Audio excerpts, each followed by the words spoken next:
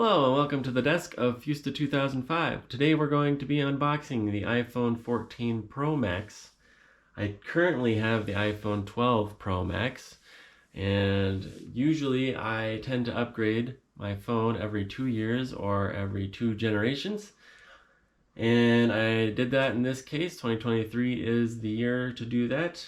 Usually there's enough jump in advancement in technology for it to be worth it to upgrade.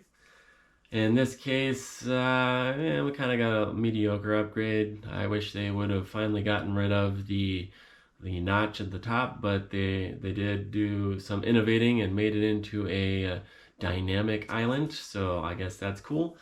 But without further ado, let's get this thing opened.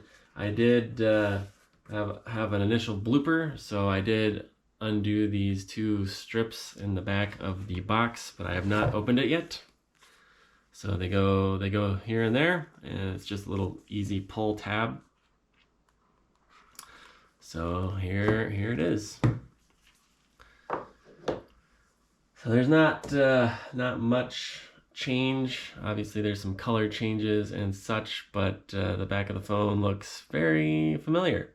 Same setup. They do have some upgrades to the camera and such, but here you go. The paper is on it. That's the most fun thing to take off. Most satisfying thing to do. So yes, like I said, there's a dynamic island at the top there. I do have the same specs as a 256 gig model, and they do not have any fun colors like my current phone. I have the blue model. I don't know if you can see through the case there. It is clear, but I do have the blue model. I wish they still had that. That was one of my favorite colors they came out with. But this is just the space gray.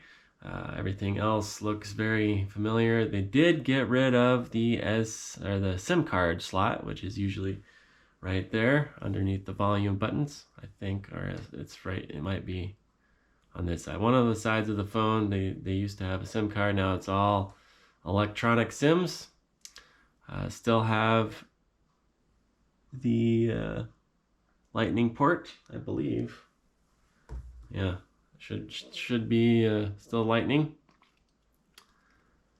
They do have a USB-C on the other end as that you need to plug into your own block. They don't provide a block, and of course they have the standard. This is from Apple. They do have an Apple sticker, so that's cool. Still comes with the Apple sticker. That's pretty much it from the unboxing. I'm gonna go ahead and get this set up. Before we do that though, I do feel like I need to remind everyone to make sure that they back up their phones when they're upgrading. Back it up to your personal device. I know some places will do a direct transfer for you. We did that with my wife's phone this weekend at Best Buy, and it took like 3 hours to do it. So I wouldn't recommend that. So, if you want to at least have a place that you're not just wandering around a store, make sure you back it up to your personal device. You can do that through the Music app on your Apple computer, Mac, or MacBooks. And you can download the iTunes app on a Windows computer. So just as long as you have everything backed up, you can set up your phone and get it settled. So I'm going to go ahead and do that now and back up my phone from my backup on my computer, and we'll be right back. All right, and we're back, and finally got my new phone set up. So there it is. It's all set up, ready to go. It is the next day because I had to take it to Best Buy and get it set up that way because it is a different SIM configuration, the iPhone 12 and possibly the 13. I don't remember if the 13 is when they went to strictly eSIM or if it was the 14. But anyway, this particular model, the iPhone 14 Pro Max and Pro, and I believe all of the lower ones as well, are all eSIM.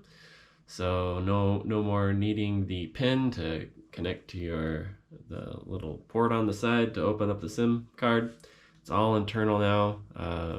Actually, when you factory reset it, it does give you the option to erase your eSIM. So if you're trading it in the future, you won't have to throw away the SIM card. It just erases it with the rest of the phone.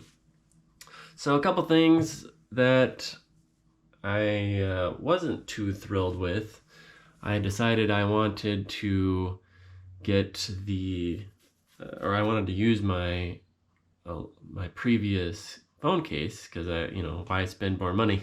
But while the phone is the same form factor, same camera setup, same thing over here,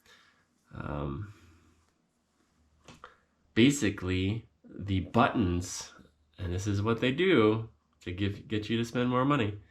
All the buttons on the sides, on both sides, are slightly in different positions. I believe these are pushed up a little bit further than the last one, or in either direction.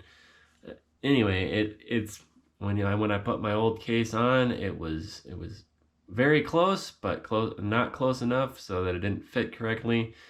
So here I had to get a new case for it. Obviously, I recommend getting screen protection as well. And if you go to Best Buy, they will install it for you. And if there's an issue with it, if you break it, if a bubble shows up in it, they will give you a brand new one for free. So that's cool. You pay once, and I think I got a replacement for my iPhone 12 Pro, and I got it at about a year. There was some bubbles showing up, and no questions asked, because as long as you bought it from Best Buy, they will replace it for you. So that's pretty much it. Review wise, I don't know what I think about the dynamic island yet. You can kind of see it moves back and forth when you plug it in. It does have some cool animations. So that it expands, it tells you how much battery you have. So that is pretty cool. So there are some pretty good uses for it. I imagine they will keep it even if they get rid of the bezel altogether.